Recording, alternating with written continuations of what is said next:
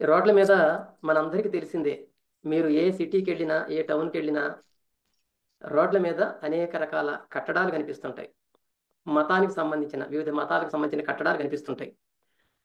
షాపులు కనిపిస్తుంటాయి.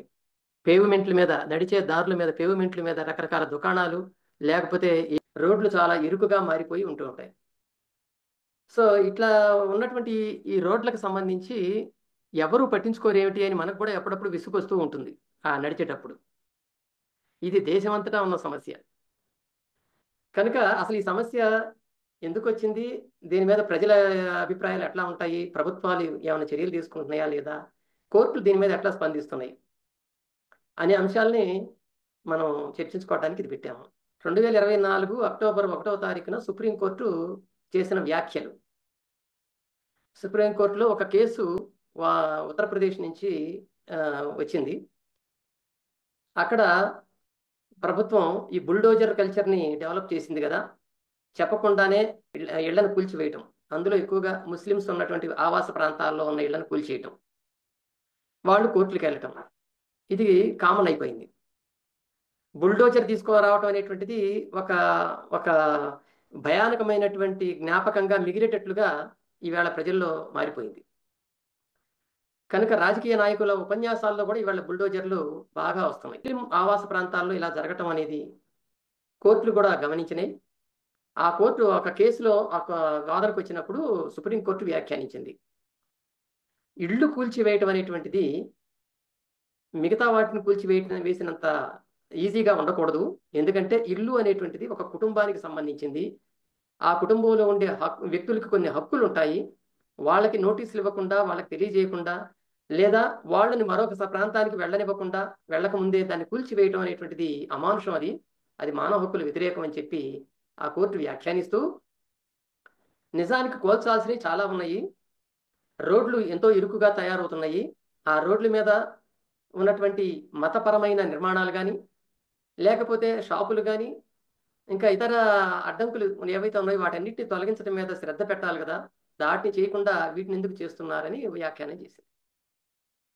దాంతో మళ్ళీ అది చర్చనీయాంశమైంది.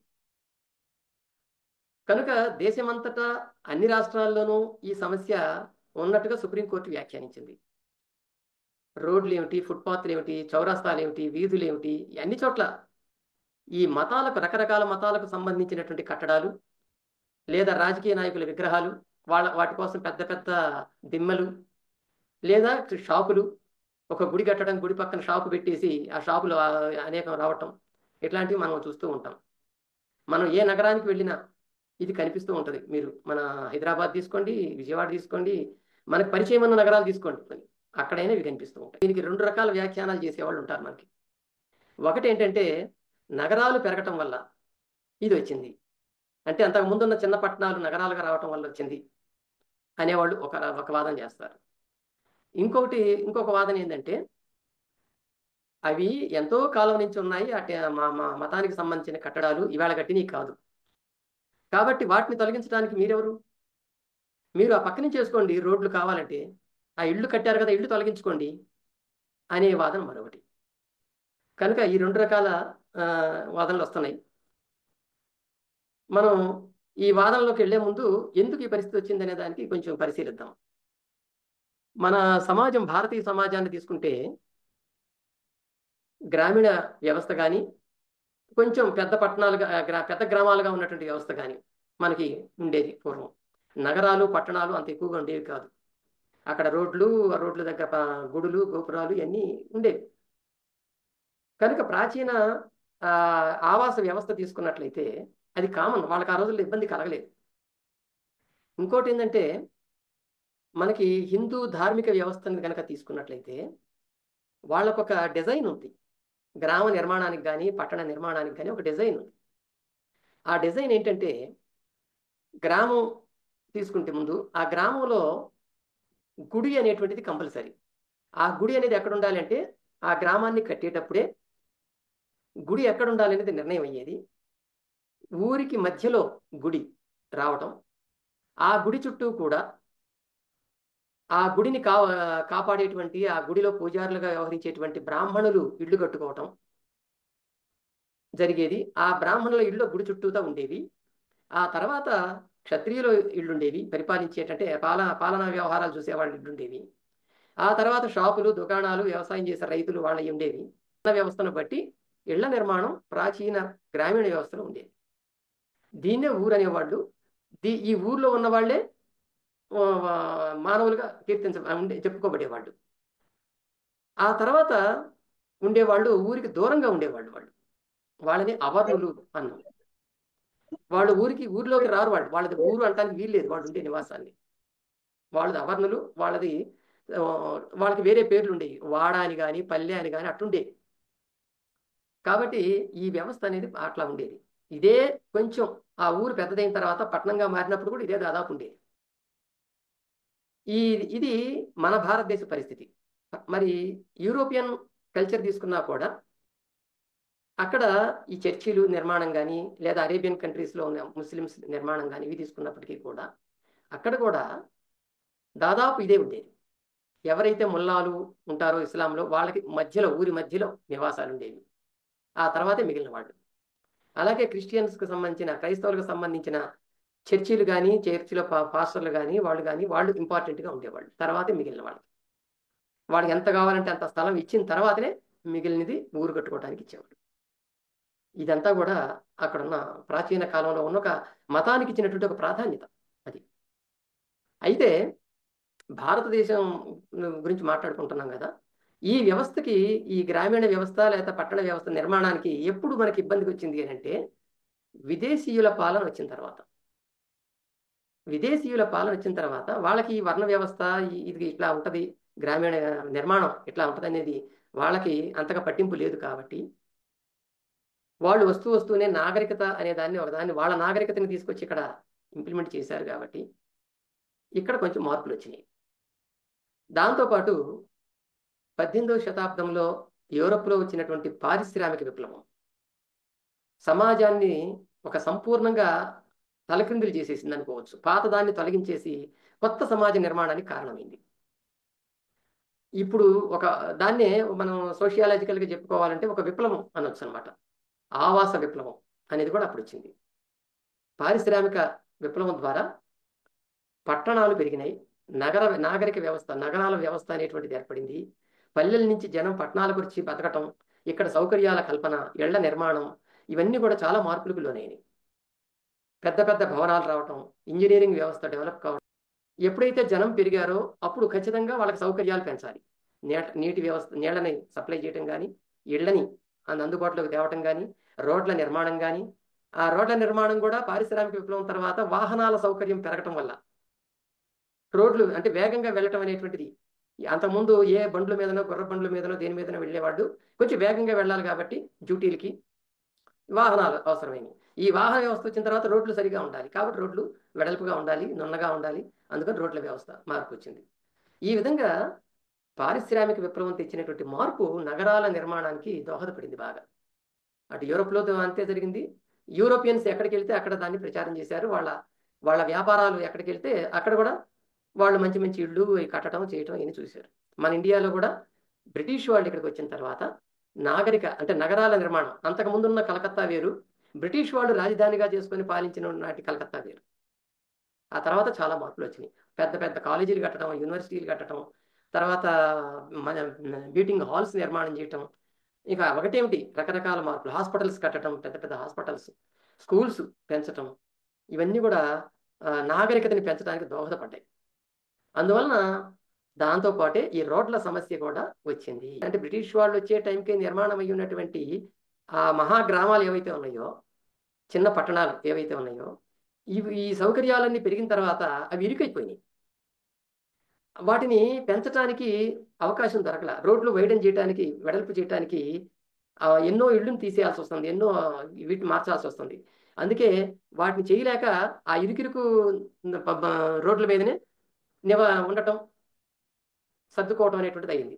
అయితే అప్పటికే ఆ ఇరుకు రోడ్ల దగ్గరే వాళ్ళకి కావాల్సినటువంటి మత కట్టడాలను కూడా కట్టుకున్నారు. వాళ్ళు ఆరాధించుకోవాలని దేవతలను ప్రతిష్ఠించుకున్నారు. వాటిని మార్చడానికి అసలు ఎవరు ఇష్టపడలేదు. ఎందుకంటే వాటిని అడ్డం పెట్టుకుని మా గుడుల్ని తీసేస్తారా, మా ఇళ్ళని తీసేస్తారా మీరు, ఇదిగో మా గుడిని వదిలిపెట్టి మేము పోము అని చెప్పుకోవటం, దాన్ని దాన్ని అడ్డం పెట్టుకొని నివసించడం అనేటువంటిది జరిగింది.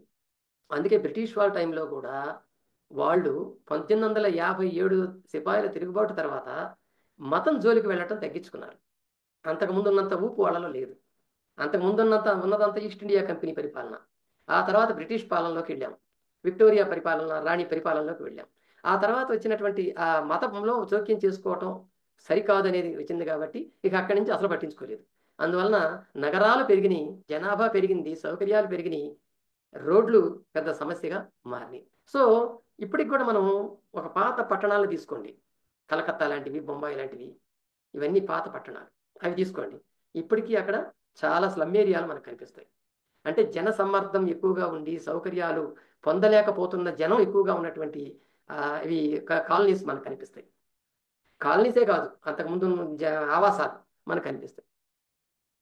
అక్కడ నిజంగా అక్కడ ఉన్నటువంటి ట్రాఫిక్ని కంట్రోల్ చేయడానికి ఆడ పోలీసులకి, మున్సిపల్ డిపార్ట్మెంట్కి, మున్సిపాలిటీకి ఎన్నో సమస్యలు ప్రతిరోజు. అలాంటిది పెద్ద సమస్య, అసలు ట్రాఫికే పెద్ద సమస్య అన్నట్టుగా ఆ సిటీల్లో మనకు కనిపిస్తూ ఉంటుంది. స్వాతంత్రం వచ్చిన తర్వాత కొంతకాలం వరకు కూడా ఈ సమస్యను ఎవరు పట్టించుకోవాలి. కానీ తర్వాత పట్టణాలు పెరగటం అనేటువంటి వచ్చిన తర్వాత ప్రత్యేక చట్టాలు చేయాల్సి వచ్చింది. వాటికి కూడా ఇండియన్ రోడ్స్ కాంగ్రెస్ అనేటువంటిది కూడా ఒకటి ఏర్పడింది, ప్రత్యేక విభాగం, ఇండియన్ రోడ్స్ కాంగ్రెస్ దాని పేరు. అది కూడా ఇదిగో రోడ్లు ఇలా ఉండాలి, ఇలా నిర్మించబడాలి అని కొన్ని రూల్స్ని ఫ్రేమ్ చేసి దాన్ని పర్యవేక్షించడానికి కొంతమంది అధికారులను ఏర్పాటు చేసుకుని అది చేసింది అనమాట. అంటే రోడ్లకు కూడా ఒక డిపార్ట్మెంట్ అనేది రావటం, రోడ్స్ అండ్ బిల్డింగ్స్ డిపార్ట్మెంట్ కాకుండా కేవలం రోడ్స్ నిర్మాణాలు చూసుకోవటానికి అది ఏర్పడింది అనమాట. వాళ్ళు ఇప్పటికీ ఆ నామ్స్ ప్రకారం కనుక పాటిస్తే రోడ్లు ఇప్పుడు ఉన్న రోడ్లులాగా ఉండవు, మనకి చాలా విశాలంగా అన్ని సౌకర్యాలతో ఉంటాయి. మనకి అట్లా అవి ఇంతవరకు ఇంప్లిమెంటేషన్కి రావట్లేదు, అవి అట్లాగే ఉన్నాయి. మీకు ఇక్కడ ఒక ఎగ్జాంపుల్ చెప్తాను, ఒక ముంబై అనుభవం ఒకటి చెప్తాను మీకు. ముంబై చాలా ఇరుకుగా ఉండేటువంటి పట్టణం అని మనకు తెలుసు. ఇప్పుడు 1992-93 ప్రాంతాల్లో అయితే అది మరీ ఇరుగ్గా ఉండేది. ఇప్పుడు కొంత మారింది, కానీ అప్పుడు ఇంకా మరీ ఇరుగ్గా ఉండేది.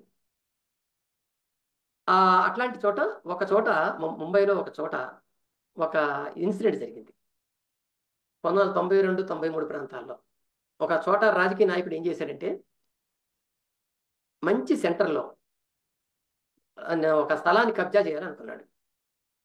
ఏం చేశాడు, 900 గజాల స్థలం అక్కడ ఉంటే అందులో ఒక 100 గజాల్లో ఒక గుడి కట్టేశాడు. హఠాత్తుగా ఒక దేవుడు వెలిశాడని చెప్పి, రాత్రికి రాత్రి ఒక దేవుడు వెలిశాడని చెప్పి ఒక పుకారు తీసుకొచ్చి తెల్లవారేసరికి దానికి బొట్లు, కుంకుమలు చల్లి అక్కడ ఒక దేవుడు వెలిశాడని ప్రచారం చేశాడు. అంతే, జనం వచ్చారు, ఇక మా గుంపులుగా పూజలు చేయటం మొదలుపెట్టారు, అంతా అయిపోయింది. దాంతో ఈ గుడి కట్టించాలని అప్పటికప్పుడు నిర్ణయం అయింది. 100 గజాల స్థలంలో గుడి కట్టించాడు, మిగిలిన 800 గజాలు షాపులు పెట్టాడు.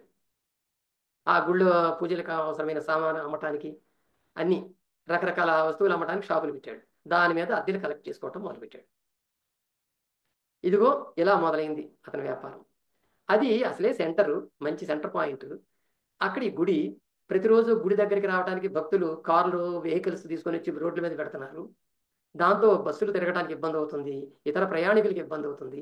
దాన్ని ఎలా తొలగించాలంటేనేమో మత సమస్య, మనోభావాలు గాయపడటం, ఇవన్నీ జరుగుతాయి. ఇలాంటి పరిస్థితి చాలా అక్కడ జనం చాలా ఇబ్బంది పడేవాళ్ళు ఆ గుడి వల్ల. అయినా ఎవరు ఏమీ చేయలేని పరిస్థితి. ఆ టైంలో అక్కడ డెప్యూటీ మున్సిపల్ కమిషనర్గా గోవిందరావు ఖైర్నార్ అనే అతను అపాయింట్ అయ్యాడు. ఈ గోవిందరావు ఖైర్నార్ పేరు మనకి ఆ 1994-93 ప్రాంతాల్లో మారుమోగిపోయింది దేశం అంతా కూడా. ఆయన చాలా ధైర్యస్తుడు, నిజాయితీపరుడు, ముఖ్యంగా భావాల రీత్యా హ్యూమనిస్ట్.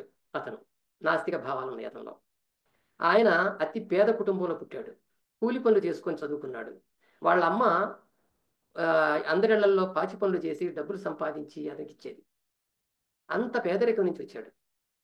వచ్చినా కూడా నిజాయితీని నమ్ముకొని బ్రతికాడు. మున్సిపల్ కమిషనర్ అయిన తర్వాత ఆ సమస్య, ఆ రోడ్ల సమస్య చూశాడు, ఆ జన సమ్మర్దం, ఆ గుళ్ళు వెలవటం, ఇవన్నీ చూశాడు. రోడ్లు అనేటువంటి ప్రజలకు సంబంధించినవి, ప్రజలకు ఆస్తి అవి, అవి అందరికీ హక్కు కలిగినటువంటి ప్రదేశాలు అవి. దాన్ని కొంతమంది ఈ విధంగా ఆక్యుపై చేయడం అనేది కరెక్ట్ కాదనిపించింది అతనికి. దాంతో 1994లో ఆయన ఏం చేశాడంటే హఠాత్తుగా ఒక రోజు నైట్ వెళ్ళిపోయాడు. టక టక టక అక్కడ షాపుల్ని గుళ్ళని కూల్చి అవతల పడేశాడు. దాంతో తెల్లవారేసరికి ఇంకా అంతా కూడా పెద్ద గొడవ. ఎవరు కూల్చారు ఏంటంటే ఫలానా డిప్యూటీ కమిషనర్. దాంతో ఆయనకి చాలా మంది మద్దతు పలికారు, కొంతమంది తిట్లు తిట్టారు, ఆయన్ని తొలగించాలని చెప్పి గొడవలు చేశారు, ఆందోళన చేశారు. విచిత్రం ఏంటంటే అప్పుడు కాంగ్రెస్ అధికారంలో ఉంది. ఈ ఖైర్నార్కి బీజేపీ శివసేన అప్పుడు ఉమ్మడిగా ఉండేవి, రెండు రెండు కలిసి ఉండేవి, రెండు పార్టీలు మద్దతు ఇచ్చుకుంటూ ఉండేవి. ఈ రెండు ఖైర్నార్కి మద్దతు ఇచ్చాయి. అతను చేసింది మంచి పనే, యాక్సిడెంట్లు జరగకుండా అతను ఆలోచించాడు, అతను చేసింది చాలా మంచి పని అని మద్దతు ఇచ్చాయి. ప్రజలు కూడా నిజమే అతను చేసింది మంచిదే అని చెప్పి బీజేపీ శివసేనలకి వాళ్ళు మద్దతు ఇచ్చారు. ఆ తర్వాత 1995లో ఎలక్షన్స్ జరిగినప్పుడు ఆ రెండు పార్టీలు అధికారంలోకి వచ్చినాయి, కాంగ్రెస్ ఓడిపోయింది. వచ్చిన తర్వాత ఏం చేసినాయి అంటే కొంతమంది కేసు వేశారు అతని మీద. ఎవరు? ఖైర్నార్ మీద, బీజేపీ వాళ్ళే. ఎందుకంటే దేవాలయాలు కూల్చాడు, మా మనోభావాలు దెబ్బతిన్నాయని కేసు వేశారు. ఆ ఖైర్నార్ ఏం చేశాడంటే తన ఆర్గ్యుమెంట్ తను వినిపించాడు. ప్రజా సంక్షేమం దృష్ట్యా అక్కడ ఉన్న రద్దీని తొలగించాలని, అక్కడ ట్రాఫిక్ని కంట్రోల్ చేయలేకపోతున్నారు పోలీసులు, ఆ దృష్టితో నేను ఇవన్నీ చేశానని చెప్పి ఆయన వినిపించాడు తన వాదనని. విచిత్రం ఏంటంటే బీజేపీ శివసేన అప్పుడు సపోర్ట్ చేసి ప్రతిపక్షంలో ఉన్నప్పుడు అధికారం వచ్చిన తర్వాత ఖైర్నార్ని వ్యతిరేకించింది, ఒంటరి వాడయ్యాడు. కానీ జనం మాత్రం అతనికి సపోర్ట్గా నిలబడ్డారు, అతను చేసింది మంచి పని అన్నారు. దాంతో బీజేపీ వాళ్ళు ఏం చేశారంటే గుడి సెంటిమెంట్ ఉంది కదా, అతన్ని ఉద్యోగం నుంచి తొలగించేశారు. అతను మళ్ళీ కోర్టుకు వెళ్ళాడు, నేను చేసింది తప్పు కాదు అని. హైకోర్టులో దీని మీద చర్చ జరిగింది 1.5 year. దీని మీద పెద్ద ఆర్గ్యుమెంట్స్ జరిగినాయి. జరిగిన తర్వాత కోర్టు ఏం చెప్పిందంటే ఖైర్నార్ చేసింది ప్రజా ప్రయోజనం కలిగినటువంటి చర్య. ఒక అధికారిగా అతను ప్రజల సంక్షేమాన్ని ఆలోచించాడు, నిజాయితీగా వ్యవహరించాడు, కాబట్టి అతను చేసింది తప్పు కాదు. అతని ఉద్యోగం అతనికి ఇచ్చి అతనికి రావాల్సినటువంటి ఏరియర్స్ అనా పైసలతో సహా లెక్కగట్టి వడ్డీతో సహా ఇవ్వాల్సిందే అని ఒక జడ్జిమెంట్ ఇచ్చింది. దాంతో ముంబైలో జనం అంతా పండగ చేసుకున్నారు. ఖైర్నార్ పేరు మారుమోగిపోయింది. అతను వచ్చాడు, అధికారంలోకి మళ్ళీ వచ్చాడు. ఆ తర్వాత కొన్నాళ్ళకి తనంతట తానే రిజైన్ చేసి వెళ్ళిపోయాడు. మళ్ళీ అది వేరే సంగతి. సో ఇది ఒక అనుభవం. అంటే ఈ ముంబైలో జన సమర్థం అనేటువంటి ప్రాంతాల్లో ఇలాంటి రోడ్డు సమస్యలు వచ్చినప్పుడు ఆయన తీసుకున్న నిర్ణయాలు ఆ వేళ అంత చర్చకు దారితీసినాయి అనమాట. ఇంకొకటి మనం చూద్దాం, తమిళనాడు అనుభవం చూద్దాం. తమిళనాడులో మధురై మీ అందరికీ తెలుసు, పెద్ద పట్టణం, అది కూడా పాతకాలపు పట్టణం. మధుర ఆ పట్టణం గురించి మనకి క్రీస్తు పూర్వం 8-9 శతాబ్దాల్లో కూడా దాని పేరుంది.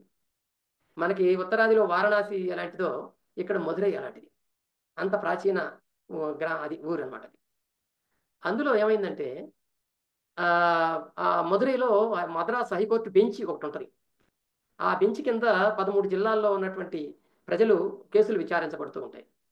ఈ మధురైలో ఏమైందంటే రోడ్లు ఇరుకిరుగ్గా ఉండి ప్రయాణాలు చేయడం చాలా కష్టంగా ఉందని చెప్పి ఒక అతను కేసు వేస్తే, ఇది 2005లో జరిగిన సంగతి. హైకోర్టు దాన్ని విచారించి తీర్పిచ్చింది. ఏమనిచ్చింది? మున్సిపల్ అధికారులు వెంటనే దీని మీద చర్యలు తీసుకొని ఎవరిని అడగాల్సిన పని లేదు, ఏ రాజకీయ నాయకుడు అడ్డుపడినా సరే మీరు చూడకండి, ఎంతవరకైతే మన పరిధి ఉందో, అంటే మున్సిపాలిటీ పరిధి ఎంతవరకైతే ఉందో అంతవరకు ఉన్నటువంటి జాగా మొత్తాన్ని కూడా కూల్చిపడేయండి. ఏమున్నా సరే, అందులో విగ్రహాలు ఉన్నా సరే, లేకపోతే మత కట్టడాలు ఉన్నా సరే, ఏమైనా సరే కూల్చిపడేయండి అని చెప్పి తీర్పిచ్చింది. జస్టిస్ అశోక్ కుమార్ అతని పేరు, అప్పుడు ఇచ్చిన అతను. అంతే, ఇక మున్సిపాలిటీ వాళ్ళు వెళ్ళారు, టకటక్ మొత్తం కూల్చిపడేశారు. ప్రజలందరూ చాలా సంతోషించారు. ఎంత ధైర్యంతో ఇచ్చారు ఈ తీర్పు అని చెప్పి అశోక్ కుమార్ని అప్పుడు బాగా కొనియాడారు. ఆయన ఒకటే చెప్పాడు, రాజ్యాంగంలో ఆర్టికల్ 19(1) అనేది మనకు స్వాతంత్రం ఇచ్చింది, అట్లాగే ఆర్టికల్ 25(1) కూడా ఇచ్చింది, ఇష్టమైన మతాన్ని అవలంబించవచ్చు, పూజించుకోవచ్చు అని ఇచ్చింది. దాంతోపాటు మనం గుర్తించాల్సింది ఏంటంటే అదే ఆర్టికల్ 19 క్లాజ్ నెంబర్ 2, అలాగే అదే ఆర్టికల్ 25 ఆర్టికల్కి క్లాజ్ నెంబర్ 2 కూడా చదవండి. ప్రజలకి ఇబ్బందికరమైనటువంటి రీతిలో మన హక్కులు ఉపయోగించిన, లేకపోతే మతపరమైన విషయాలకు పాల్పడినా అది సరికాదు, రీజనల్ రిస్ట్రిక్షన్స్ అనేటువంటివి కూడా మనకు ఉండాలి అని అదే రాజ్యాంగం చెప్పింది నాయన.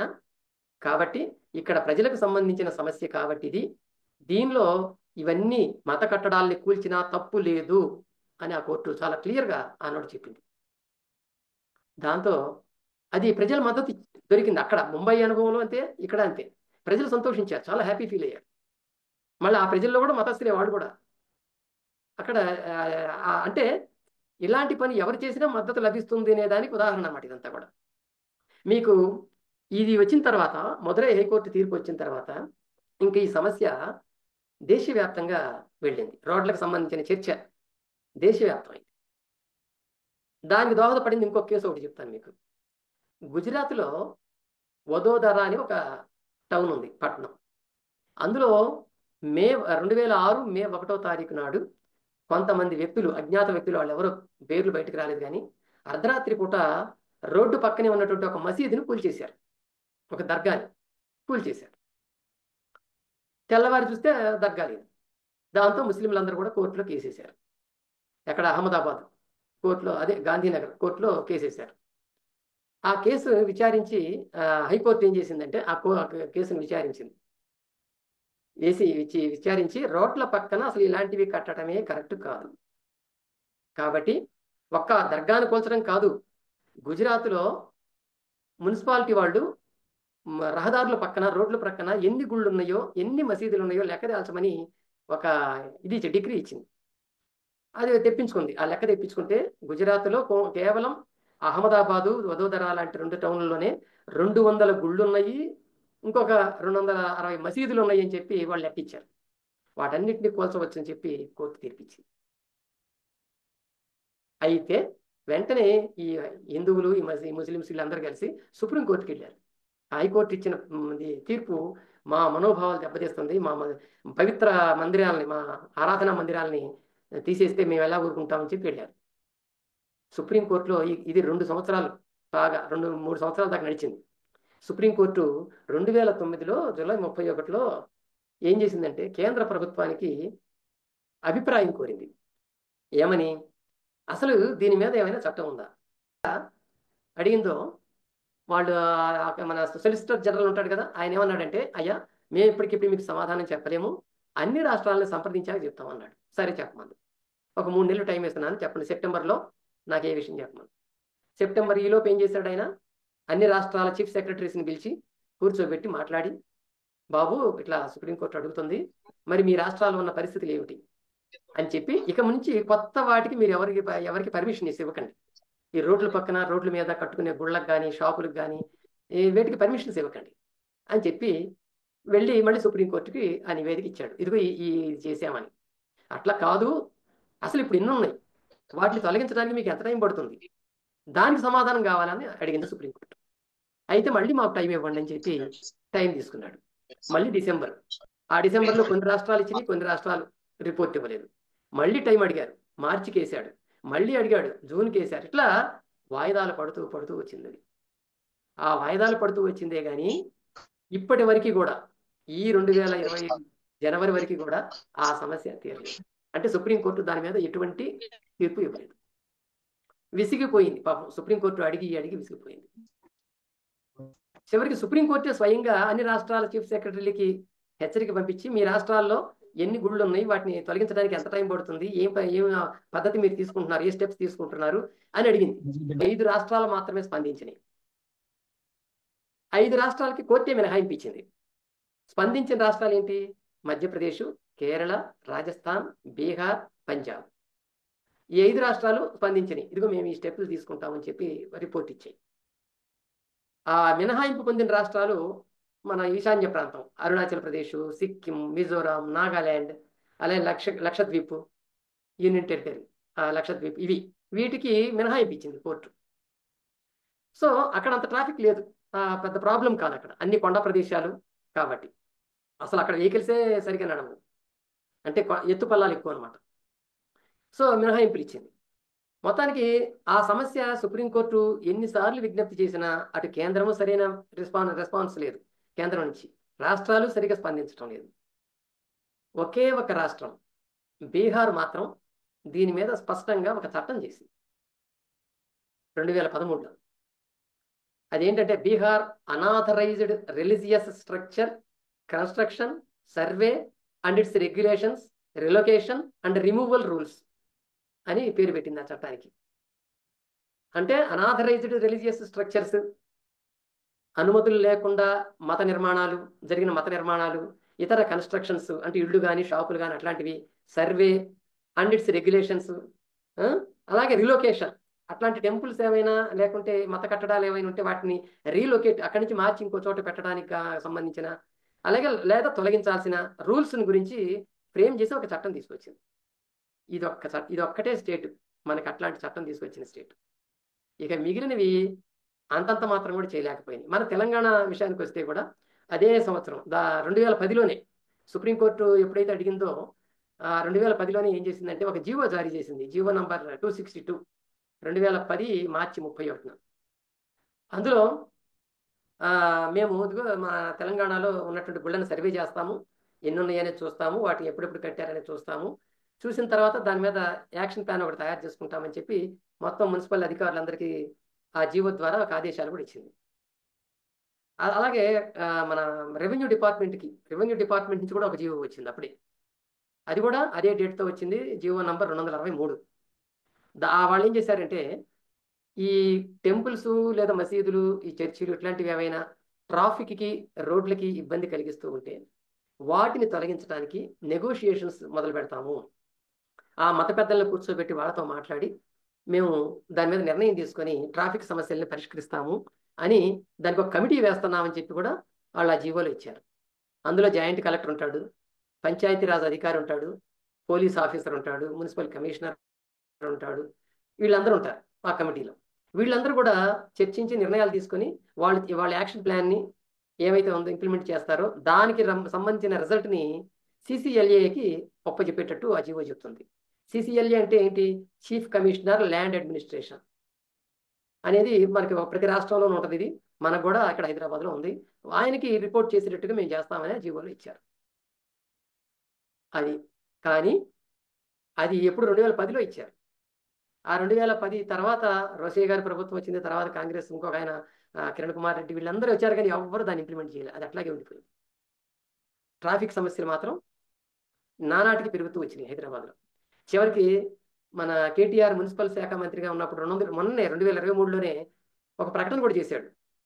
దీని మీద రోడ్లకు సంబంధించిన దాని మీద మేము ఒక చట్టం తీసుకొస్తాం ప్రత్యేకంగా, అసలు ఈ రోడ్ల ట్రాఫిక్ని కంట్రోల్ చేస్తాము, నిర్మాణాలన్నీ తొలగిస్తాం, దానికి చట్టం తీసుకొస్తామని ప్రకటించాడు. కానీ అది రాలేదు. ఈ విధంగా ఒక్కొక్క రాష్ట్రంలో ఒక్కొక్క పరిస్థితి. ఇంకా ఢిల్లీ అయితే చెప్పాల్సిన పనిలే. ఢిల్లీలో సర్వే చేస్తే, సుప్రీంకోర్టు అడిగినప్పుడు వాళ్ళు సర్వే చేస్తే 60,000 మత కట్టడాలు ఉన్నాయి రోడ్ల పక్కన. 60,000 ఒక ఢిల్లీలో. అదే సమయంలో కొన్ని పత్రికలు వివిధ నగరాల నుంచి రిపోర్ట్స్ తెప్పించుకొని చెప్పింది ఏంటంటే ఒక 5 రాష్ట్రాల నుంచి తెప్పించుకున్నాయి, టైమ్స్ ఆఫ్ ఇండియా లాంటి పత్రికలు తెప్పించుకొని ఈ 5 రాష్ట్రాల్లో 2,50,000 మత కట్టడాలు రోడ్ల మీద ఉన్నాయి అని చెప్పింది ఆ పత్రిక. అందులో హైదరాబాద్లో 647 ఉన్నాయని చెప్పింది. కర్ణాటకలో అయితే ఒక జిల్లాలో తీసుకుంటే 833 కట్టడాలు రోడ్ల మీదే ఉన్నాయి అని ఆ పత్రిక రాసింది. దీన్ని బట్టి ఆలోచించండి, 5 రాష్ట్రాల్లో 2,50,000 మత కట్టడాలు ఉన్నాయి రోడ్ల మీద. ఇంకా 29 రాష్ట్రాల సంగతి తీసుకుంటే ఎన్ని ఉంటాయో మీరు ఆలోచించుకోండి. ఒక ఢిల్లీలోనే 60,000 ఉన్నాయి. అది కనుక ఇవన్నీ కూడా ఒక పెద్ద సమస్య, ఇది ప్రధానమైనటువంటి సమస్య. మనకు తెలియకుండానే అనేక యాక్సిడెంట్లు జరుగుతుంటాయి. వెహికల్స్ యాక్సిడెంట్లు, స్కూటర్లు పడిపోతుంటాయి, దెబ్బలు తగులుతుంటాయి, మనుషులు చచ్చిపోతుంటారు, కార్లు గుద్దుకుంటుంటాయి, ఆర్టీసీ బస్సులు ట్యాక్సీలను గుద్దుతుంటాయి. ఇవన్నీ చాలా మనం వింటుంటాం. ఇవన్నీ ట్రాఫిక్ లేకపోవటం, సరైనటువంటి వైశాల్యం, ఆ రోడ్లలో సరైనటువంటి జాగా లేకపోవటం. ఆ రోడ్ల పక్కనే అరటిపళ్ళు పెట్టుకుని అమ్మేవాళ్ళు లేకపోతే కూరగాయలు అమ్మేవాళ్ళు వాళ్ళు ఆక్యుపై చేస్తుంటారు. వాళ్ళకి వేరే ఆధారం లేదు ఇంకా ఆడ పెట్టుకోవాలి. అందుకని అక్కడే జనం వస్తారు, అక్కడే అమ్ముకుందామని వాళ్ళ తాపత్రయం. అందువలన ఇవన్నీ కూడా పరిష్కరించాలి. ఈ పరిష్కరించడం సాధ్యం కాక అలా వదిలేశారు చాలామంది. ఆ యాక్సిడెంట్లు అవుతూనే ఉన్నాయి, ఆ సమస్య అట్లాగే ఉంది. సుప్రీంకోర్టు ఒక మాట చెప్పింది, అసలు ఏ దేవుడు కూడా రోడ్ల మీద దుమ్ము ధూళితో ఉండాలని అనుకుంటాడా? ఏ దేవుడైనా? మీరు ఎందుకు ఇట్లా ఆలోచిస్తున్నారు అని కూడా వ్యాఖ్యానించింది. అట్లా అన్నా కానీ ఈ మత పెద్దలు అంగీకరించకపోవటం, రాజకీయ నాయకులు సరైనటువంటి ధైర్యంతో స్టెప్స్ తీసుకోకపోవటం, అధికారులు రాజకీయ నాయకులు చెప్పిందే వినాలి, మేము మన సొంతంగా చేయకూడదు అనే దానికి కట్టుబడి ఉండటం, ఇలాంటివన్నీ కూడా దీనికి కారణం. అయితే మనకి ఇక్కడ ఇంకొక సమస్య, మనం ఇంకొక విషయాన్ని చెప్పుకోవచ్చు. రాజకీయ నాయకుల్లో వాళ్ళ అవసరాలను బట్టి కొంతమంది ఈ సమస్య మీద గట్టిగానే స్పందించారు. మరి బీజేపీ దేవుళ్ళు అని చెప్పి అంటూ ఉంటుంది కదా. ఆ గుజరాత్ ప్రభుత్వానికి ముఖ్యమంత్రిగా ఉన్నప్పుడు మోడీ 2008లో 80 గుళ్ళు కూల్చేశాడు, రోడ్డుకి అడ్డంగా ఉన్నాయని. 80 గుళ్ళు, మసీదులు కాదు, గుళ్ళు కూల్చేశాడు. మరి బీజేపీ ఎంత అతని మీద ఎంత వ్యతిరేకంగా రావాలి? ఒక్క విశ్వ హిందూ పరిషత్ మాత్రమే దాని మీద స్పందించింది. అశోక్ సింఘాల్ మోడీకి వ్యతిరేకంగా స్టేట్మెంట్స్ ఇచ్చాడు. అప్పుడు 80 గుళ్ళను ఆ రోజు ఆయన మోడీ కూల్చేశాడు. మరి ఆ గుళ్ళ గురించి ఎవరు మాట్లాడాల, వాళ్ళు తప్ప. అందాకెందుకు తర్వాత ఆయన ప్రధానమంత్రి అయిన తర్వాత కూడా కాశీలో కాశీ విశ్వనాథ కారిడార్ అని ఆ టెంపుల్ నుంచి గంగానది ఒడ్డు వరకు కూడా ఒక విశాలంగా రోడ్లు విశాలం చేయాలని చెప్పి ఆయన కారిడార్ నిర్మాణం చేసినప్పుడు ఆ రోడ్డుకు అడ్డంగా ఉన్నటువంటి గుళ్ళని 300 ఇళ్లని కూల్చేశాడు ఆయన. వాళ్ళకి తీసుకెళ్ళి ఎక్కడో దూరంగా వాళ్ళకి ప్లేస్ చూపించి అడగట్టించాడు. మరి మీ అందరికీ తెలుసు, మన ఆంధ్రాలో కూడా 2016లో చంద్రబాబు నాయుడు పుష్కరాలు వచ్చినప్పుడు విజయవాడలో 40 గుళ్ళని కూల్చేయించేశాడు. ఆ పుష్కరాల జనానికి అడ్డంగా ఉన్నాయి, ఇబ్బందిగా ఉంది ట్రాఫిక్ అని 40 గుళ్ళని కూల్చేసి 2 మసీదులు కూడా కూల్చేశాడు. దాంతో అప్పుడు ప్రతిపక్షంలో ఉన్నటువంటి జగన్మోహన్ రెడ్డి గగ్గోలు పెట్టి చంద్రబాబుకి అసలు భక్తి లేదు, దేవుడు అంటే ఇష్టం లేదు, అది ఇదని చెప్పి చివరికి ఆ సెంటిమెంట్ను ఉపయోగించుకొని అధికారంలోకి తర్వాత వచ్చాడు 2019లో. ఇట్లాంటివి జరుగుతున్నాయి. వీళ్ళు కొంతమంది వాళ్ళ దీనికోసం, అది పుష్కరాల టైంలో కనుక ఆ చర్య తీసుకోకపోతే జన సమ్మర్దాన్ని తట్టుకోవడం కష్టం, కృష్ణా పుష్కరాలకు వచ్చిన వాళ్ళని తట్టుకోవడం కష్టం. ఏంటి ప్రభుత్వం ఏం చేస్తుంది, కనీసం జనానికి స్నానం చేయడానికి కూడా అవకాశం లేకుండా, సౌకర్యాలు లేకుండా చేస్తుందని తిడతారు. సో అదొకటి. ఇట్లాంటివి ఉండటం వల్ల వాళ్ళు ఆ రకంగా చేయాల్సి వచ్చింది తప్ప వాళ్ళు కావాలని కాదు. ఎందుకు మన రామ మందిర్ నిర్మాణం జరిగింది 2022 డిసెంబర్లో. ఆ నిర్మాణం సందర్భంగా అయోధ్యలో 450 షాపుల్ని, 30 గుళ్ళని, హిందూ మందిరాలను కూల్చేశారు వాళ్ళ అవసరం కాబట్టి. అదే ఇంకో చోట ఎవరిని అట్లా చేయమనండి. ఈ హైదరాబాద్లో మేము ఇక్కడ అదిగో మసీద్ తీసేస్తాము, ఈ రోడ్డుకి అడ్డంగా మన ఈఎస్ఐ దగ్గర రోడ్డు పక్కనే ఉండదు ఒకటి, అది తీసేస్తాము, లేకపోతే అదిగో అక్కడ ఉన్నటువంటి గుడిది అమీర్పేటలో ఉన్నటువంటి అమీర్పేట చౌరస్తాలో గుడి ఉంటుంది, అది మనం తీసేస్తామని చెప్పమనండి. ఎంత గొడవ చేస్తారు వీళ్ళే. వీళ్ళ పరిపాలించే ప్లేసుల్లో మాత్రం వాళ్ళు ఇష్టం వచ్చినట్టు చేసేయచ్చు. కనుక ఈ గుళ్ళ నిర్మాణం లేదా రోడ్లని, అందరికీ వినియోగించుకునేటువంటి రోడ్లని సరైన రీతిలో కనుక మనం చేసుకోకపోతే, ప్రయాణాలకు తగ్గట్టుగా దాన్ని కనుక మనం ఏర్పాటు చేసుకోకపోతే మనం అనేక ప్రమాదాలని చూడాల్సి ఉంటుంది. ఇంకా ఇది ప్రభుత్వం గుర్తిస్తుంది, ప్రభుత్వాలు గుర్తిస్తున్నాయి, కోర్టులు గుర్తిస్తున్నాయి, అన్ని గుర్తిస్తున్నాయి. ఎవరు పిల్లి మెడలో కట్టేది ఎవరు అన్నట్టు ఎవరు దానికి మాట్లాడలేదు. రోసయ్య గారు ముఖ్యమంత్రిగా ఉన్నప్పుడు సుప్రీంకోర్టు ఆర్డర్ వచ్చినప్పుడు ఆయన సర్వే చేయించాడు. సర్వే చేయిస్తే ఒక్క హైదరాబాద్లోనే 8,000 గుళ్ళు ఉన్నాయి అన్నాడు. రోడ్డు పక్కన, రోడ్డు మధ్యలో కాదు, రోడ్డు పక్కన 8,000 గుళ్ళు ఉన్నాయని సర్వే జిహెచ్ఎంసీ వాళ్ళు రిపోర్ట్ ఇచ్చారు. అందులో 6,000 గుళ్ళు పెద్దగా ఇబ్బంది కాదు, కానీ 2,000 గుళ్ళు మాత్రం ట్రాఫిక్ ఇబ్బంది అని చెప్పారు. సో ఇట్లాంటివి కూడా జరిగినాయి. అందాకెందుకు, మనకి మొన్న మెట్రో రైలు నిర్మాణ సమయంలో వాళ్ళు ఎంత ఇబ్బంది పడ్డారు ఆ మెట్రో లైన్ వేసుకోవడానికి. కోర్టులకు వెళితే కోర్టులు కూడా అనుకూలంగా తీర్పు ఇచ్చినాయి కాబట్టి సరిపోయింది, మెట్రో నిర్మాణం అయింది. ఏదో మా పాత బస్తీలోకి వెళ్తే మా మసీదులు పోతున్నాయి, మా పాతకాలపు కట్టడాలు పోతున్నాయి అని చెప్పి వాళ్ళు ఎంతో గొడవలు చేశారు. ఇట్లాంటివి ప్రతి రాష్ట్రంలో ఉన్నాయి. ఇది ఒక సార్వత్రిక సమస్య అన్నమాట. ఎంత ఆ ప్రయాణాలు చేసే వాళ్ళకి తెలుస్తుంది, అది ఆ వాహనాలు నడిపే వాళ్ళకి తెలుస్తుంది, ఆ రోడ్ల మీద తిరిగే వాళ్ళకి తెలుస్తుంది, అది అటు నుంచి ఇటు, ఇటు నుంచి అటు చేంజ్ అయ్యే రోడ్లు మారే వాళ్ళకి తెలుస్తుంది ఆ సమస్య ఏంటనేది. కనుక ఇది ఎంత త్వరగా ప్రభుత్వాలు గుర్తించి దాన్ని పరిష్కారం చేస్తే అంత మంచిది. కోర్టులన్నీ సానుకూలంగా ఉన్నాయి. రోడ్ల సమస్య ప్రతి కోర్టు చెప్పింది అదే. అనేక తీర్పులు ఉన్నాయి కోర్టుల మీద, కోర్టులు ఇచ్చిన తీర్పులు. ప్రతి కోర్టు చెప్పింది ఏంటంటే మనది లౌకిక దేశం, మానవ హక్కులు అనేవి ప్రాధాన్యత ఇవ్వాలి మనం ఈ రోజుల్లో. మన భక్తి ఏదైనా సరే మన వ్యక్తిగతం. రోడ్డు మీద కడితేనే దేవుడు మనకి ఏమైనా కరుణిస్తాడా అని కోర్టు కూడా వ్యాఖ్యానించింది. కోర్టు ఇంకో చోట అయితే కరుణించడా, ఇంట్లో పెట్టుకుంటే కరుణించడా, రోడ్ల మీదనే ఉండాలనా అని వ్యాఖ్యానించింది కేరళ కోర్టు. ఇది ఇచ్చింది. ఏ ఏ దేవుడు కూడా ప్రజలకు ఇబ్బంది కలిగించాలనుకోడు. కనుక ఆ దైవ భావాన్ని గుర్తించి మీరు వీటిని ఉపసంహరించుకోండి, వీటిని తొలగించండి అని చెప్పి సలహా ఇచ్చింది కేరళ హైకోర్టు. కనుక ఇట్లాంటివి చాలా ఉన్నాయి, కోర్టులు సానుకూలంగా ఉన్నాయి. మరి రాజకీయ నాయకులు ఓట్ల కోసం తమ యొక్క ఎక్కడ ఓట్లు తగ్గిపోతాయో అనేటువంటి భయంతో వాళ్ళు చర్యలు తీసుకోవడానికి వెనకాడుతున్నారు. నిజానికి ధైర్యం చేసి ఎక్కడన్నా జరిగితే మళ్ళీ అందరూ సంతోషిస్తున్నారు, ప్రజలందరూ ఎక్కడన్నా ఇట్లాంటివి జరిగితే. కనుక ఈ సమస్య అనేటువంటిది ఒక ప్రజాస్వామిక హక్కుల సమస్య. రోడ్ అనేటువంటిది పబ్లిక్ ప్రాపర్టీ. అది ఆ పబ్లిక్ ప్రాపర్టీ పబ్లిక్కే ఉండాలి, దేవుళ్ళకి మతాలకి ఉండటానికి వీల్లేదు అనేటువంటిది కోర్టుల యొక్క అభిప్రాయం. ఇప్పుడు ప్రజలకు కూడా అది మంచిది. నిజానికి అవి లేకుండా హాయిగా జర్నీ చేయటం అనేటువంటి, రోడ్ల మీద జర్నీ చేయడం అనేటువంటిది ఎవరికి నచ్చదు? అందరికీ నచ్చుతుంది. కనుక ఇది ప్రజలందరికీ ఇష్టమైన సమస్య, అవసరమైన అంశం. దీన్ని టేకప్ చేసి ఈ సమస్యని తీర్చడం అనేటువంటిది అవసరం. ఒక గమ్మత్ ఆర్గ్యుమెంట్ ఉంది. గోవాలో మీరు గోవా వెళ్ళుంటే ఆ గోవాలో రోడ్ల మీద అక్కడక్కడ మనకి శిలువలు కనిపిస్తూ ఉంటాయి. రోడ్డు మధ్యలో, సెంటర్లో, మన చౌరాస్తాల్లో శిలువలు కనిపిస్తూ ఉంటాయి. ఆ శిలువలు ఎందుకు వచ్చినాయి అని అంటే పోర్చుగీస్ వాళ్ళు గోవాను పరిపాలించినప్పుడు వాళ్ళు వాళ్ళ క్రైస్తవాన్ని తీసుకొచ్చి అక్కడ బాగా ఇంప్లిమెంట్ చేశారు. సరే, అదొక పెద్ద సమస్య. పోర్చుగీస్ పరిపాలనలో గోవా ఎలా ఉంది అనేది అదొక పెద్ద అంశం.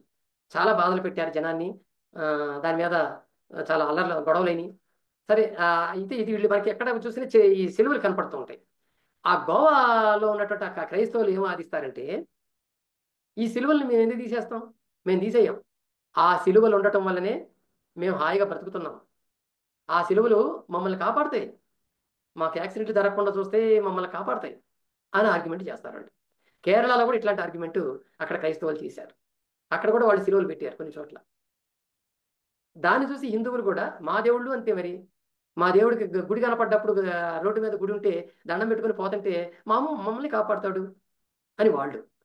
ముస్లింలు అదే చేస్తున్నారు. ప్రార్థనలు చేయటం వల్ల మాకు అల్లా కరుణిస్తాడు, మాకు మంచి చేస్తాడు, కాబట్టి మేము ఎక్కడికో లోపలికి, ఎక్కడో మసీద్ దగ్గరికి వెళ్ళటం కంటే రోడ్డు మీద ఉంటే గబక్కని లోపలికి వెళ్ళి ప్రార్థన చేసుకుని వస్తాం. మేము 12 గంటలప్పుడు, మధ్యాహ్నం ఎప్పుడు, ఎక్కడో దూరం వెళ్ళాలంటే మేము వెళ్ళలేము, మాకు దగ్గరలో ఉండాలి కట్టడాలు అని వాళ్ళు అంటారు. ఇవన్నీ కూడా వాళ్ళు చేస్తున్నటువంటి ఆర్గ్యుమెంట్స్. ఇవన్నీ నిజానికి సరైన ఆర్గ్యుమెంట్స్ ఏనా? ఈ ప్రజల్ని ఇబ్బంది పెట్టే విధంగా, ప్రజలకి అసౌకర్యం కలిగించే విధంగా వాళ్ళ దేవుళ్ళు కోరుకుంటున్నారా అనేది వాళ్లే తెలుసుకోవాలని చెప్పి సుప్రీంకోర్టు ఇలాంటి కోర్టులు చెప్పినాయి.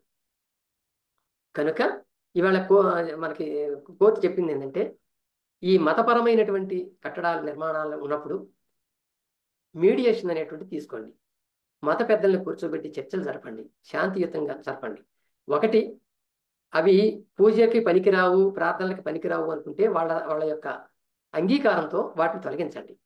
లేదా వాళ్ళకి ప్రత్యామ్నాయంగా వాళ్ళు ఎక్కడ ఏ ప్లేస్ చూపిస్తారో ఆ ప్లేస్లో మళ్ళీ కట్టించండి. దానికి కావాల్సిన ఖర్చు వాళ్ళే ఇవ్వాలి.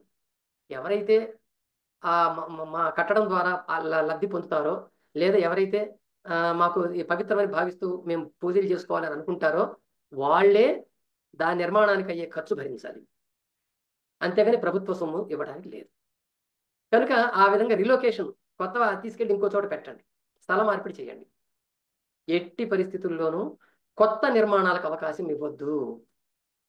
ఎవరన్నా కొత్తగా కడతాం మేము, మా రోడ్డు దగ్గర కడతాం, మా మూల మీద కడతాం, మా ఇంటి మూల మీద అని రోడ్డుకి దగ్గరలో అంటే ప్రభుత్వ స్థలాల్లో ఎవరైనా కడతామంటే ఎట్టి పరిస్థితుల్లోనూ అనుమతులు ఇవ్వద్దు, కడితే వెంటనే కూల్చేయండి అని చాలా స్పష్టమైన గైడ్ లైన్స్ని ఇవాళ సుప్రీంకోర్టు లాంటి కోర్టులు కూడా ఇచ్చేసాయి. అది ఎందుకంటే కోర్టు ఒకటే చెప్తుంది, మనది లౌకిక దేశం, ఇక్కడ మతాలకు కాదు ప్రాధాన్యం, మనిషికి. రోడ్లు అనేటువంటివి లౌకికమైనవి, లౌకిక విషయాలకు సంబంధించినవి, లౌకిక జీవనానికి సంబంధించినవి. కాబట్టి దానికి మనం ఇంపార్టెన్స్ ఇవ్వాలి తప్ప వ్యక్తిగతమైనటువంటి భక్తి భావన కాదు అని చాలా స్పష్టంగా చెప్తున్నాయి. దీన్ని ఇంప్లిమెంట్ చేయడానికే ఎవరు ఏ రాజకీయ పార్టీలు నాయకులు ముందుకు రాకపోవటం వల్లనే ఇప్పటికీ ఈ సమస్య రావణ కాష్టం అంటారు కదా, అది అట్ట రగులుతూ రగులుతూ రగులుతూ వస్తోంది.